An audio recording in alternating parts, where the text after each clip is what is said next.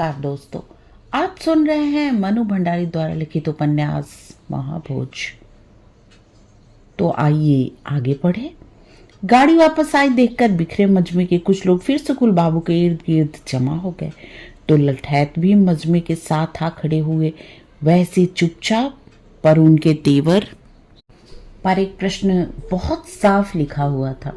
घंटे भर बकवास कर ली, अब और क्या बाकी रह गया है जो फिर पलट आए। लेकिन जब सुकुल बाबू की मनसा मालूम हुई तो दल का दल सुकुल बाबू के साथ चल पड़ा। गाड़ी जाने का सवाल ही नहीं था उस रास्ते पर, सो पद यात्रा करनी पड़ी।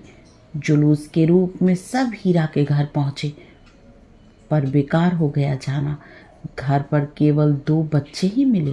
पूछने पर बोले दद्दा और माँ शहर गए हैं, दोपहर से ही रात में लौटेंगे। शहर? किसके साथ? क्यों?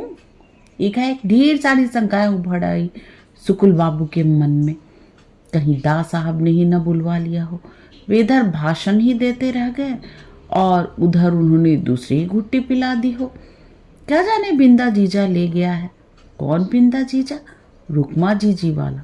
खैर, पूछताछ करने पर मालूम हुआ कि बिंदेश्वरी बिसु का खास दोस्त है। आदमी पढ़ा लिखा जरूर है, पर बेहद बदमिजाज और बदजवान। सुकुल बाबू थोड़ा ठनकते माथे से ही गाड़ी पर बैठे। बिसु के बाप को घर पर मिलना चाहिए था।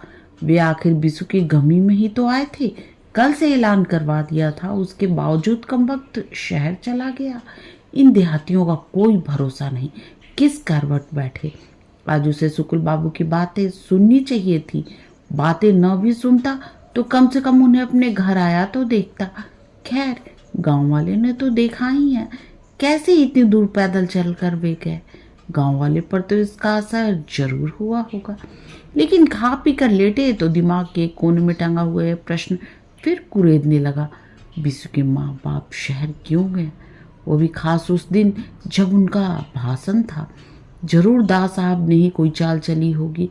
इस बार दा साहब की हर चाल की जवाबी चाल उन्हें चलनी है, और वो भी सवाई चाल। ये मौका गया तो फिर 4 साल तक कोई उम्मीद नहीं। और 4 साल, आज तो सब तरफ जैसी हालत हो गई है, उसमें 4 दिन का भरोसा नहीं। उंगली आंखों के सामने लाकर सुकुल बाबू मुग्ध भाव से नीलम को देखते रहे। बस अब तेरा ही भरोसा है, तू ही पार लगाना। फिर उठे और सीधे बैठकर जोर जोर से एक मंत्र का जाप करने लगे। नींद अच्छी आती है इस जाप से। जिस समय गांव के में पूरे जोश खरोश के साथ सुकुल बाबू अपना भाषण दे रहे थे, दा साहब सचिवालय से लौटकर घर में अपना ऑफिस खोले बैठे थे। नियम है उनका, 7 से 9 बजे तक वे जरूर अपने घरेलू ऑफिस के कमरे में बैठते हैं। काबिले गौर फाइलों को वो यहीं देखते हैं। फाइलें निपटाने की अपनी मुस्तैदी के लिए बड़ा यश है दा साहब का।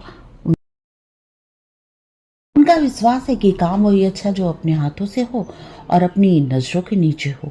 दफ्तरों और अलग अलग महकमों में फैली काहिली और गैर जिम्मेदारी पर मन बड़ा क्षुब्ध रहता है दा साहब का, और चाहते हैं कि केवल उपदेश न देकर वरन अपना उदाहरण सामने रखकर नसीहत दे लोगों को। बापू यूं ही इतने बड़े देश को अपने साथ त्याग के रास्ते पर चलाकर नहीं ले गए थे, पहले खुद चले थे उस रास्ते पर। आस्था से कही बात और आस्था से किया काम दूसरे तक न पहुंचे, ये हो ही नहीं सकता। नहीं पहुंचता है तो समझो कहीं तुम्हारी अपनी आस्था में कमी है। बापू की हर बात, हर आदर्श को गांठ बांध कर रखा है दा साहब ने। तभी चपरासी ने आकर सूचना दी, दत्ता बाबू आए हैं मसाल वाले, और बड़े अदब से दत्ता बाबू का कार्ड पेश कर दिया। कुछ क्षणों के लिए कोई प्रतिक्रिया नहीं हुई दा साहब के चेहरे पर। लगा जैसे चेहरा तो ऊपर उठा लिया है, पर दिमाग कहीं फाइलों में ही अटका रह गया है। चपरासी हुक्म की प्रतीक्षा में बुत बना खड़ा रहा। कुछ सोच में पड़ गए दा साहब। सामान्यतः वे इस समय विशेष प्रकार के लोगों से ही मिलते हैं, पर दा साहब ने ही तो बुलवाया था दत्ता बाबू को। ठीक है, ले आओ अंदर। सोच में से उभरे तो आदेश दिया। फिर एकाएक जैसे कुछ याद आ गया हो, बोले, और सुनो, रत्ती से कहना कि 5-7 मिनट में डीआईजी से फोन पर बात करवा देगा। चपरासी बाहर निकला तो दा साहब ने फाइल बंद करके एक ओर सरका दी।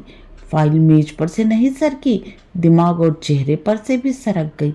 उसूल है दा साहब का कि जिससे भी मिलो पूरी तरह मिलो। ये नहीं कि दिमाग में कहीं कुछ और अटका है और आने वाले को हाँ हूँ करके टरका रहे हैं। नहीं समय है तो साफ मना कर दो। साफ कोई में भी विश्वास रखते हैं और दूसरे से ही उसकी उपेक्षा करते हैं। दत्ता बाबू घिसे तो एक ही मुस्कुराहट में उनका स्वागत भी कर दिया और अभिवादन का जवाब भी दे दिया। फिर बड़े हल्के फुल्के ढंग से कहा, आइए दत्ता बाबू आइए। पर इस समय कैसे? दत्ता बाबू हल्के से सकपक आ गए। उनका बढ़ता कदम एक क्षण को वहीं थम गया। तब लगा जैसे गलत समय पर आ गए हो। थोड़ा हकलाते हुए बोले, जी वो आपने याद फरमाया था कल लखन बाबू ने। दत्ता बाबू की सकपकाहट भाग गए दा साहब। उन्हें सहज बनाने के लिए बोले, हाँ भाई हाँ, मैंने ही मिलने के लिए बुलवाया था। आप लोग भले ही भूल जाए पर मुझको तो सबका ही ख्याल रखना पड़ता है, सबकी ही खैर खबर लेनी पड़ती है। नहीं नहीं, कैसी बात फरमा रहे हैं, भला ऐसे कभी हो सका है? आप हुक्म करते। शब्द नहीं सूझ रहे थे दत्ता बाबू को। दा साहब ने उबारा उन्हें। कोई 5-6 महीने हुए। इंटरव्यू के लिए समय मांगा था आपने, नहीं दे सका था। समय के अभाव की बात तो अपनी जगह थी, पर मैं चाहता भी नहीं था। जी, भौचक भाव से दत्ता बाबू चेहरा देखने लगे दा साहब का। योजनाएं हैं, मैं ये करूँगा वो करूँगा, मेरे शासनकाल में ये होगा वो होगा, यही सब। पर यह गा गे गी वाली भाषा मुझसे बोली नहीं जाती। अरे भाई, पहले कुछ कर दो, फिर उस पर बात करो। दूसरे से भी बात करने को कहो, आलोचना करने को नहीं। जी वो बात ऐसी है कि आना तो अब क्या बताऊं। मैं उलाहना नहीं दे रहा हूँ, जानता हूँ काम बढ़ गया है आप लोगों का। बीच में तो ये स्थिति थी कि बनी बनाई खबर आ गई ऊपर से और छाप दी। आप लोगों के लिए तो कुछ काम ही नहीं रह गया था। फिर जरा ठहर कर बोले, प्रजातंत्र में अखबार पर पाबंदी हो, अशोभनीय स्थिति लगती है ये। दत्ता बाबू को जैसे ही बढ़ावा मिल गया, अखबार बंद हो जाने की भड़ास निकालने का मौका आ गया। भभक कर बोले, अशोभनीय? मैं कहता हूँ काले अक्षरों में लिखा जाएगा उन शर्मनाक ज्यादतियों का इतिहास। गला घोंट कर रख दिया था सबका। मैं तो ना ना दत्ता बाबू, अंकुश लगा दिया दा साहब ने। आपका इस तरह टिप्पणी करना भी कोई खास शोभनीय नहीं है। आप लोगों ने जो भूमिका अदा की उसे किन अक्षरों में लिखेंगे आप? चापलूसी और जी हुजूरी की भूमिका तो नहीं है, अखबार नवीसों की। दत्ता बाबू की सांस भीतर ही खिंची रह गई। दा साहब ने पैनी नजर से देखते हुए कहा, फिर आपका अखबार तो अश्लीलता के आरोप पर बंद हुआ था। सो भाई बात अधूरी ही छोड़ दी दा साहब ने। दत्ता बाबू की नजर जमीन पर और मन गड्ढे में। फिर भी किसी तरह साहस बटोर कर बोले, जी वो झूठा आरोप था। असल में हमारे अखबार ने अब, खैर छोड़िए, जो कुछ हुआ उस पर टीका टिप्पणी करना अच्छा लग सकता है पर उचित नहीं है। उन सब के लिए मैंने बुलाया भी नहीं है आपको। बेहतर यह है कि अब मौका मिला है, लोगों ने भरोसा करके कुछ जिम्मेदारियां सौंपी हैं तो उन्हें अच्छी तरह निभाएं, पूरी लगन और निष्ठा के साथ। हम लोग भी क्षणांश का विराम देकर एक एक अक्षर पर जोर देते हुए वाक्य पूरा किया। आप लोग भी। शब्दों में तो ऐसा कुछ नहीं था, पर पता नहीं दा साहब के लहजे में कुछ था या उनके नजरों में ही एकदम सख्ते में आ गए दत्ता बाबू। मन ही मन याद करने की कोशिश करने लगे कि कहाँ क्या गुनाह हो गया, पर दा साहब ने तुरंत ही उबार लिया। बड़े सहज भाव से पूछा, अब तो गला घूंटने का एहसास नहीं होता है आपको? किसी तरह का कोई अंकुश तो नहीं महसूस होता अपनी बात करते समय? जी नहीं, बिल्कुल नहीं। पर इतनी सी बात कहते समय भी आवाज घुटी घुटी ही निकल रही थी दत्ता बाबू की। सहज नहीं हो पा रहे थे। खुलकर टिप्पणी कीजिए, हम गलती करें तो खुलकर निंदा कीजिए हमारी। दत्ता बाबू टुकुर टुकुर दा साहब का मुंह ही ताकते रहे। मैं तो भाई कबीर के दोहे का कायल हूँ, निंदा करनिए रे राखिए।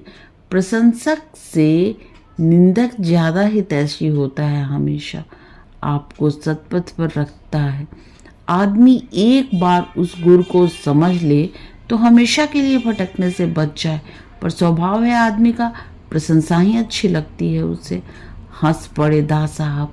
तो दत्ता बाबू ने भी राहत की सांस ली। नहीं, ऐसी कोई खास बात नहीं, बेकार ही इतना सिपटा गए थे वे। तभी फोन की घंटी बजी। दा साहब ने चोंगा उठा लिया। हूँ कौन? सिन्हा? हाँ बोलो। हूँ। अच्छा। चेहरा कुछ तनने लगा दा साहब का। देखो भाई, तुम मामले की तह तक जाओ और दूध को दूध और पानी को पानी करो, ये काम है तुम्हारा, समझे? देखो सिन्हा, मैं चाहता हूं कि घटना की सही सही तहकीकात हो। कोई बात कहता है उसकी चिंता मत करो, मेरे कहने की भी चिंता मत करो, बस अपना फर्ज निभाओ ईमानदारी और सच्चाई के साथ। सो तो होगा, इसे कौन रोक सकता है। और देखो, किसी अफसर को भेजकर फिर से बयान लेने को कहो। सुना है लोगों ने डर के मारे सही बयान नहीं दिए। फिर आवाज में हल्की सी सख्ती लाकर कहा, पुलिस के सामने जनता को अधिक सुरक्षित महसूस करना चाहिए, आतंकित नहीं। जनता यदि डरती है तो कलंक है या पुलिस वालों के लिए, मेरे अपने लिए भी। ये मैं बर्दाश्त नहीं करूंगा। फिर आदेश देते से बोले, जाइए, जैसे भी उन्हें भरोसा दीजिए, निडर बनाइए कि वे सच बात कहें। आज के लिए बस इतना ही, तब तक के लिए आज्ञा दीजिए। और हाँ, चैनल को लाइक, शेयर और सब्सक्राइब करना ना भूलें।